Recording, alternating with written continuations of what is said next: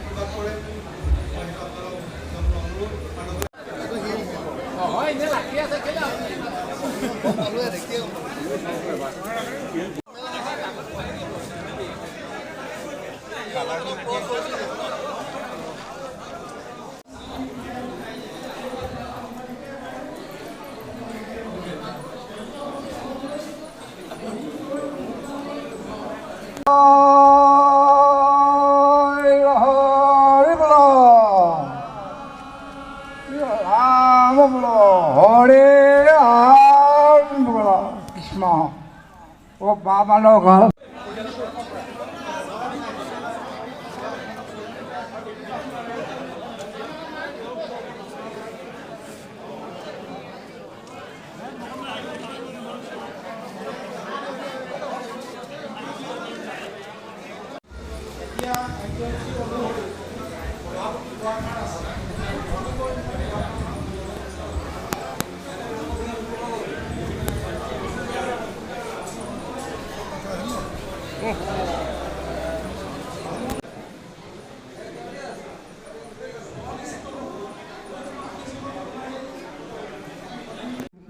গোসাই কমা স্বামী তোমাৰ শৰণে আমি ভজিলো হৈ যায় বুলি এই সেৱাতে তেখেতসকলক আপোনাৰ প্ৰভু ভগৱন্ত কৃপা কৰক।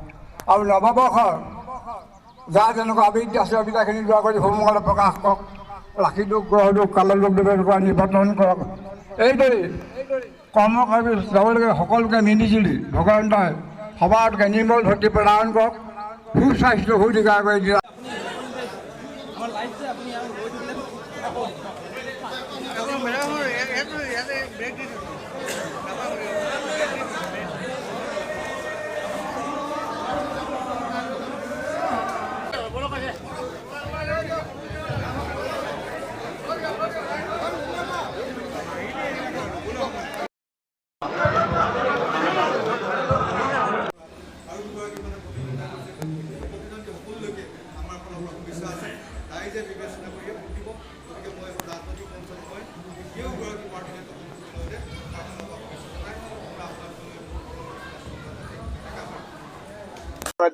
আপোনালোকৰ ৰঙালী বিহুৰ শুভেচ্ছা জনাইছোঁ।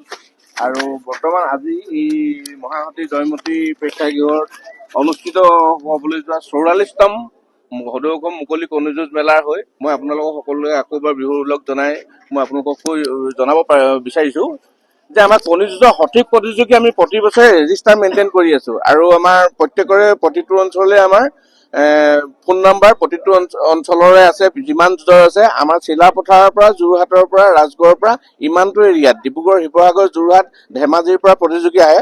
সঠিক হিচাপটো আমি যেতিয়া আমাৰ যুঁজ শেষ হ'ব আপোনালোকে নিজে ৰেজিষ্টাৰখন চাই গম পাব। এনেই আমাৰ 4 শতাধিকৰ ওচৰা-ওচৰি যুঁজাৰু আহে। আমি ইয়াত পুৰস্কাৰ নহয় সদৌ মুকলি কণী যুঁজত কোনো পইচাৰ কথা নহয়। এটা কণী লৈ আহি যুঁজাব পাৰিব, 100 কণী লৈ আহি যুঁজাব পাৰিব, দান কণীও আনি যুঁজাব পাৰিব, ঢিলা কণীও আনি যুঁজাব পাৰিব। কাৰণ কণী যুঁজ আমাৰ খেল নহয়, ই আমাৰ কৃষ্টি আৰু সংস্কৃতি অসমীয়া আৱেগৰ পৰম্পৰা। ইয়াক আমি স্বৰ্গদেউসকলে যেনেকে স্বৰ্গদেউ ৰুদ্ৰসিংহই যেনেকে গাঁৱৰ খেল ধেমালিবিলাক নি পৃথিৱীৰ প্ৰথম পেভিলিয়ন ৰংঘৰ নিৰ্মাণ কৰিছিলে, তাত জনজাতীয় খেলসমূহ দেখুৱাইছিলে, তাৰ ভিতৰতে কণী যুঁজো এটা মানে বিশেষ পৰম্পৰা আছিলে, তেতিয়াও যুঁজ আছিলে। আৰু সেই যুঁজ অসমীয়া পৰম্পৰা কৃষ্টি সংস্কৃতি ৰক্ষা কৰিবলৈহে আমি আজি ওলাই আহিছো। বছৰেকত বহুত টকা 336 দিনৰ ভিতৰত 335 দিনে আমি টকা পইচা ঘটাত সাংসাৰিক পৰিবাৰৰ লগত লাগি থাকো, কিন্তু বছৰেকৰ এটা দিন আমি নিজৰ কৃষ্টি সংস্কৃতিৰ পৰম্পৰাৰ কাৰণে আমি কণী যুঁজত আমি যুঁজাৰুসকলে দিওঁ। প্ৰায় 400 মান মানুহ আছে। আৰু আমি আজি গৌৰৱেৰে ক'ব পাৰো আমাৰ মাজত বহুত উচ্চ পদবীধাৰী ইয়াত ব্যক্তি আছে। আমি কৈ দিলে বেয়া হ'ব, কিন্তু আপোনালোকে গম পাব যে আমাৰ মাজত কিমান উচ্চ শিক্ষিত ব্যক্তিও আছে, তেখেতসকলেও যুঁজায়।